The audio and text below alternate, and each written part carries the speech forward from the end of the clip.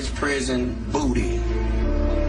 Booty was more important than food. Booty, a man's butt. I was gambling one day, and he whispered in my ear and said, I want to tell you something. I said, what is it, babe? He said, I've been to the doctor. I said, what's wrong? He said, I'm pregnant.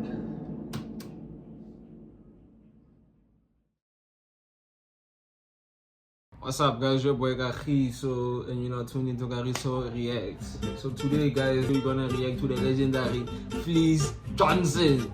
And so I don't know if y'all niggas stop that nigga, dog. Like I don't know man no more, but I feel like that money tata my OT. You want to explain to me what you're doing here? I came looking for booty. You came looking for sex with an underage boy? Oh no, I ain't come looking for no little boys. I ain't got no milk, no cookies, nothing. I came looking for man's butt. A man's butt? Excuse me? Oh, I know who you are, Chris Hansen. But see, I calls you Chris Handsome. I watch your TV show all the time. So you can go ahead and bring them cameras and them police is waiting outside. It don't make me no difference. Now, I tell you what, I like you and I want you. Now we can do this the easy way or we can do it the hard way. The choice is yours. Well, I don't think you and I will be doing anything any kind of way. Okay, I see you choosing the hard way. Okay, cut. This isn't working. Someone get this guy out. Don't make me ruin that bike, no, Chris. I'm a warrior. So for man na go tronco, dog, and that man, dog, he used to a lot of niggas, dog. A lot. The most memorable story that Fleece told us was about the place and importance that booty has in a maximum security penitentiary. And he went on about it and on about it. In his prison, booty. Booty was more important than food. Booty, a man's butt. It was more important, I'm sorry. It was more booty, having some booty was more important than drinking water, man. I like booty. Johnson went on to tell our crew. So yeah, guys, by inviting Fleece Johnson and go add him 22 per cake, dog. The episode is called Fleece Johnson on his first time sleeping with a man in prison. So hey guys, let's get into the fucking episode. So when you just told that story about that guy trying to molest you, and then you basically may or may not have killed him. When do you first take interest in another man and actually go about breaking another guy down? Break down that scenario. I was in the shower. Well, every time they bring sissies into prison, I was the one that'll run my mouth to them, cuss them out, tell them they were dirty, nasty. That I hope God I'll take them and put them in bundles of burn them. All this stuff. And then they brought one in. He looked just like a woman. And he had a big old butt like Serena Williams. And he was real nice. He said, can I talk to you? I said, no, you can't say nothing to me, fag. You know, all that. He said, what did I do to you? I said, shut up. I mean, even who got OT. Like who got OT, man, I know like way back. Cause they didn't got like that OT store.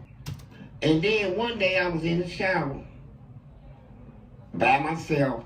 I usually like taking showers when nobody's in there. You know, I don't want to go through all that old shit. What were you scared of in the shower? Everybody coming to see, in the prison I was in, they had this thing called saltpeter. You ever heard of that? Saltpeter?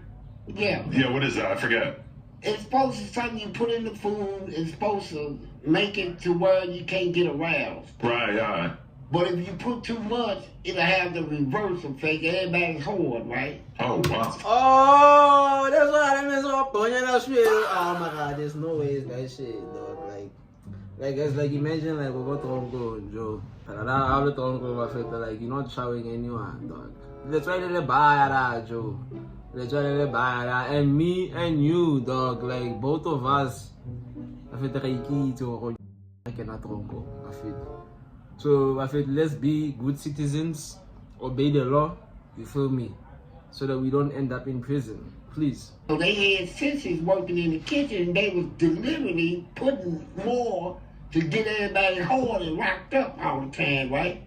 So every time you stand up, your shit is locked up. So I'm in the shower and this dude come in, this little gay dude. I didn't know he was in there, and I was washing I had a lot of hair then. I was washing my hair and I heard somebody say, I turned around and looked. I seen him from the back and that soap was going down his back and going through the crack of his back, big old bubble ass in. I said, oh God. and I'm hard, so I'm like, I said, I said, he's good on me already. So I said, I'm gonna take his chance. So I went in the back of him, I said, he said, yeah. I said, can I get some of it? He said, yeah. I said, if you tell somebody, I'm gonna beat you to death. I said, I want you to know it. Anybody you tell, he said, I ain't gonna say nothing. So that was the first time I ever come was in a man. And I was black. Enfin, die man are, maar die man are break it over Virginia. Ka out. In prison. So that was the first time I ever come was in a man. And I was blacked out, man. My whole body just went numb. I said, ooh, is this what it feels like? So I wanted it again and again. Wait, but so was this guy gay? Yeah, he was already gay. Okay, so this didn't take any convincing on your part. Nah, he was already, he came in prison gay. And he wanted to. So how I felt like like this nigga saying before he went to prison, he was not into niggas. So now I want to ask you guys. I feel like later I feel like no pull around you. It's just niggas.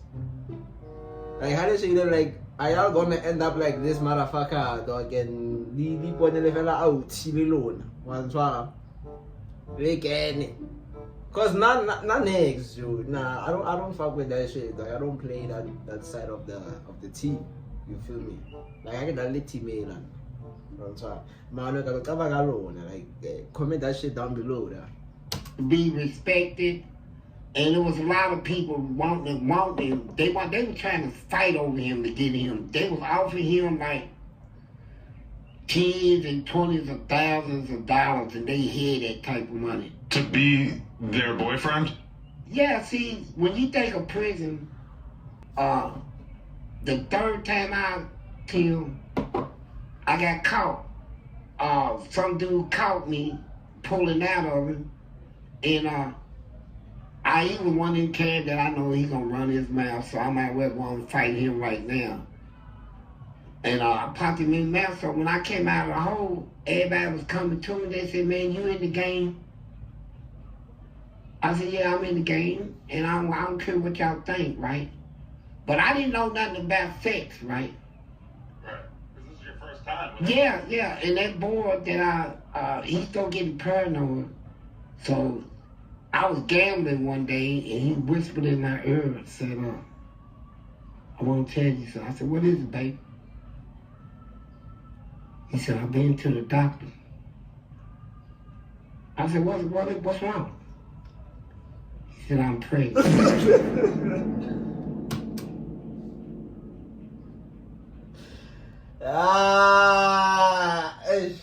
Okay, I've seen this part before on TikTok, but no ways, but I feel like I feel like T.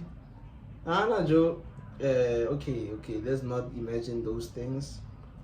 What this nigga is basically saying, guys, I don't know what I'm going to say, so I'm trying to see it. I would tell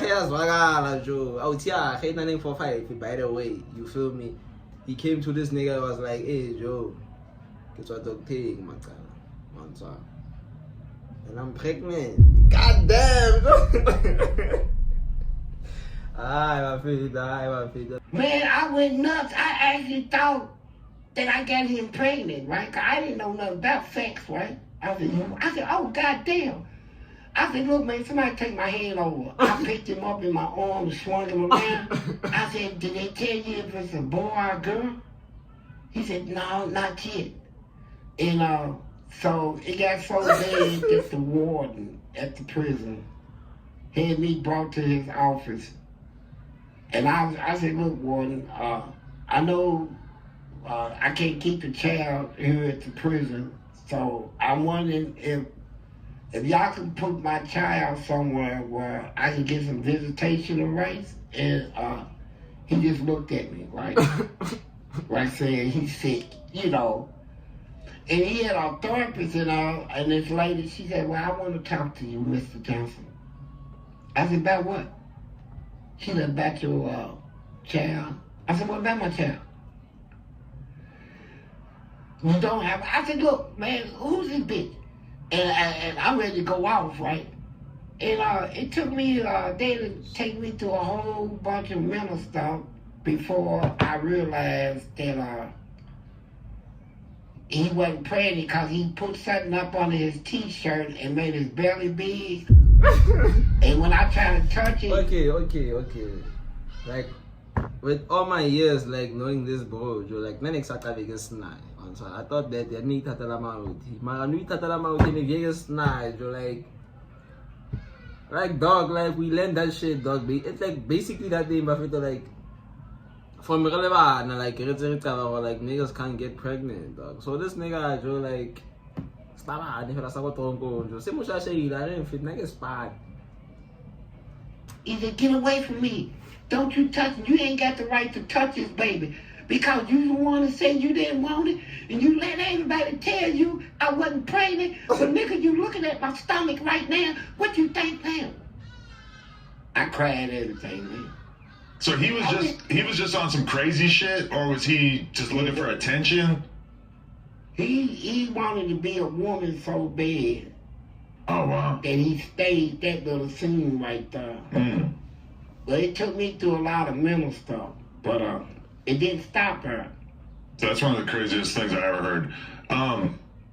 Was there, okay, when you first had sex with this man in the showers, was there any part of you that just felt kind of disgusted by having had sex with a man, or was it just pure happiness? Yeah, that's the first time. Once you do it, the first thing is anger.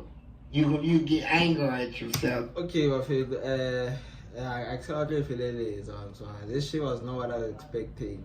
And I think we're gonna run this shit back with a part 2. And so, because I think Hotman got gang funny interviews and so. But yeah, without further ado, guys, thank you so much for watching, man. It's been your boy KG, and I'll catch y'all at the next one. I heard you was taking it from the back in jail though. Yes, I was. Whoa. You want to give me some? No, there's no. Well, what are you talking about then? I just came here to give up my female. Huh? I came here to give you my female. No, I want you. Hell no. That's who I'm picking. Hell no. You pretty, your lips is pretty.